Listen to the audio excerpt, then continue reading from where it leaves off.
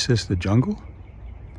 No, it's another detour from my now famous contemplative power walks. And we're going to our interminable pathway, a secret place that we figured out how to use it and how to enjoy its serenity and privacy. And here, the biocognitive lessons. We have your bench here, and the water is very still today. So it makes it even better. It's quiet and comfortable. Today, pay attention. The topic's extremely important. Discipline. Discipline is what allows us to get out of situations that appear to be unworkable. It helps us heal from illnesses that we think that there's no hope. It helps us make changes in our lives that we don't think we have the ability or the strength to do.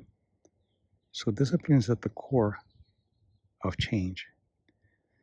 But as you know, in biocognition, we don't change behavior. We look at the terrain that sustains the behavior, and then we recontextualize that, and then the behavior changes. So we're going to take exercise or physical activity, which is necessary to stay healthy. And you know that people will pay very high prices sometimes for gyms that they join and equipment that they buy. And after a while, it just goes away. And it has nothing to do with you being lazy or having a personality flaw. It has to do with lacking the tools. And the tools are always in the terrain. So what is the terrain for discipline? It is valued, committed, sustained action. Valued. If you don't value the action, you're not going to keep it. If you don't value the person who's taking the action, you're not going to keep it. So first, it has to be valuation of self and the action you're going to take. And this is one of many of the series on discipline that I will go deeper and deeper with the valuing and so forth. But basically, you have to be, before you do anything, you have to, am I valuable enough to be able to do this? By your actions. And what I'm doing, is it valuable enough for me to do it? Then you make that commitment. You have made a valued commitment to action. But then what happens is that you start and you're doing well, and then the demons and the sirens come. And the demons and the sirens are archetypes that we have within us that are the killjoys. And the demon is the one that plays with your guilt and with your weaknesses. And you have the sirens who play with your hedonism, which is, don't do it today, don't work out, just rest and you'll do it tomorrow. That's the pleasure seeking and avoiding pain. And the demons will work with your guilt and will tell you, look, you're not worth it. You've tried this before and it hasn't worked, and you just give it up.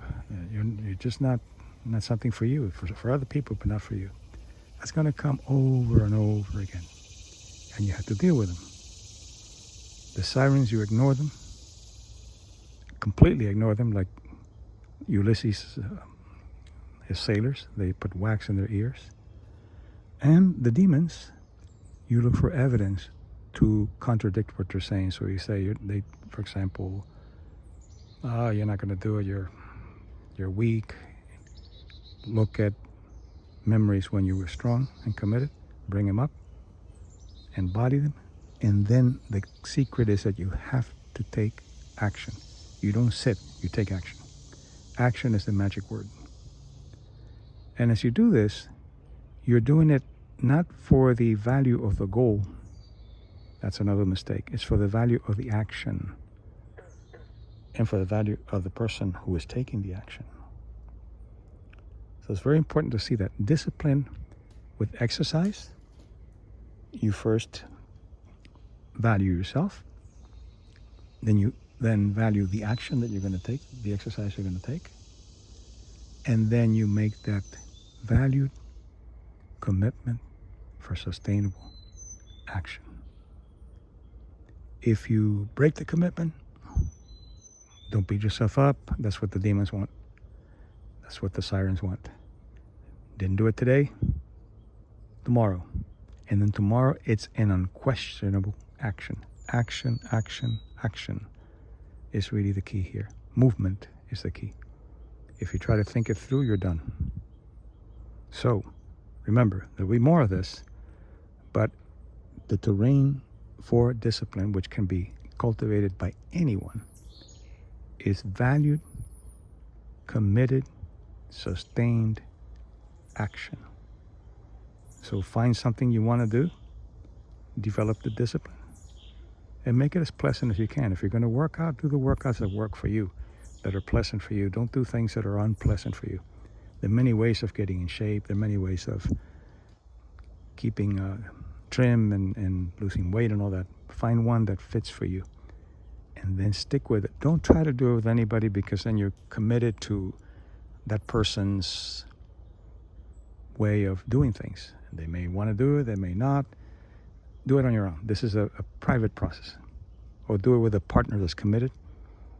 But don't do it with people that are going to be just a social thing, because it doesn't work really well.